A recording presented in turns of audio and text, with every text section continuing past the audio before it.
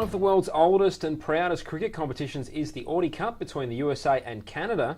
Will we see any changes to that competition this year? No, there's some changes planned this year, Josh, and we're really excited about the Audi Cup. This year it's the US's turn to host the tournament. The dates are the 11th to the 14th of September, and that'll take place at Lauderhill Stadium in beautiful Lauderhill here in Florida. And we're really excited about having the Canadians come down. Last year they were too good for us, but this year we're determined to give a showing of ourselves. The format for the fans that may not know that are watching this is that the Audi Cup is a traditional competition, as you said. It's a two-day competition played in traditional whites with basically the teams batting for as long as they possibly can and the other team trying to get the other team out within the time frame, and obviously the result determined on the first innings if you can't get an outright result. So that'll happen as was the case this year, and the trophy will be presented at the end of those 2 days, and one of the teams will be the Audi Cup. Hopefully it's a winner, hopefully it's ourselves. And the Audi Cup will be played on the 11th and the 12th at Lauderhill Stadium. On the Saturday the 13th, we'll then put on the coloured clothes and play a one-day game against the Canadians. And then on Sunday, the final day that we're competing against them, we'll play again in coloured clothing, but in two T20 games on that Sunday. The change this year will be that we're going to have an overall winner of the tournament. So there will be the Audi Cup that is won, but there will also be a point system. So there'll be a certain number of points which are allocated for winning the Audi Cup, a certain number of points for winning the one-dayer, and a certain number of points for winning the T20s. Now, the aggregate points on that will then determine the overall winner of this new competition. So we're very excited about it. I know the Canadians are as well. We haven't got all the details completely finalised, but there will be some announcements made. And yes, we are looking for a sponsor. So if there's anyone out there watching this that would like to sponsor this new format, we'd love to get for you to get in contact. Tell me about Lauderhill's involvement in cricket in the US. Has it been a positive one? We really want to work very, very closely with all of our municipal partners, and certainly the City of Lauderhill and Broward County are very important to cricket in this country. The Indianapolis new park is obviously an expansion of our game into the north, but we're never going to forget how important this stadium is to us. $11 million was spent on this stadium by Broward County in the City of Lauderhill. It's a terrific stadium. They put a lot of work into building some nets now and updating the centre wicket.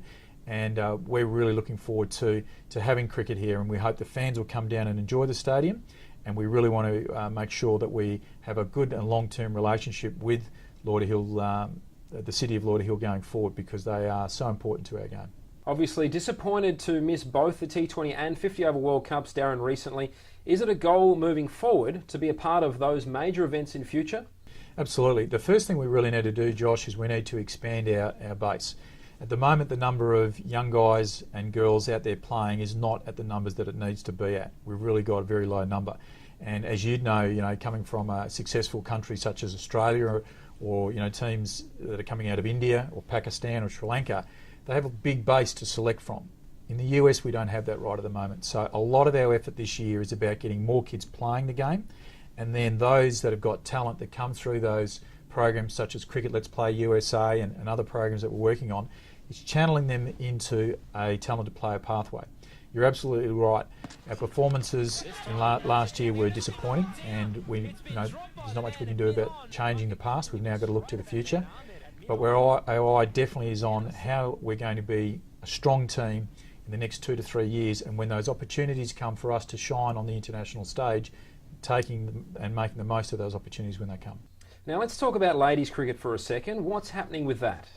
If you look at our strategic plan, Josh, from 2014 to 2016, you'll see that women's cricket is a core element of that plan.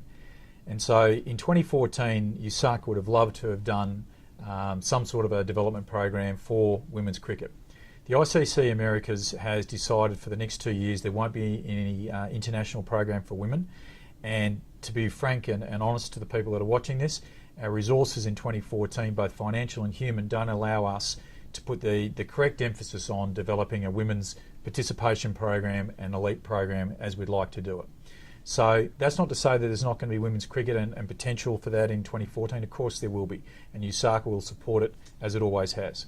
But in terms of development programs that will support the Cricket Let's Play USA programs, etc., we're looking to 2015 for those programs to be in place.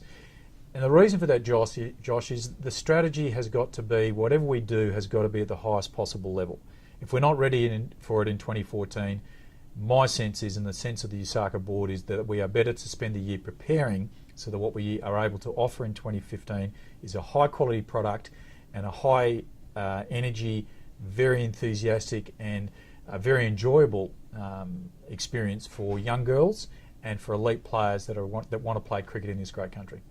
So there you have it. Lots happening this season in US cricket and going into the future. Certainly an exciting time to be involved. This has been Josh McLean reporting.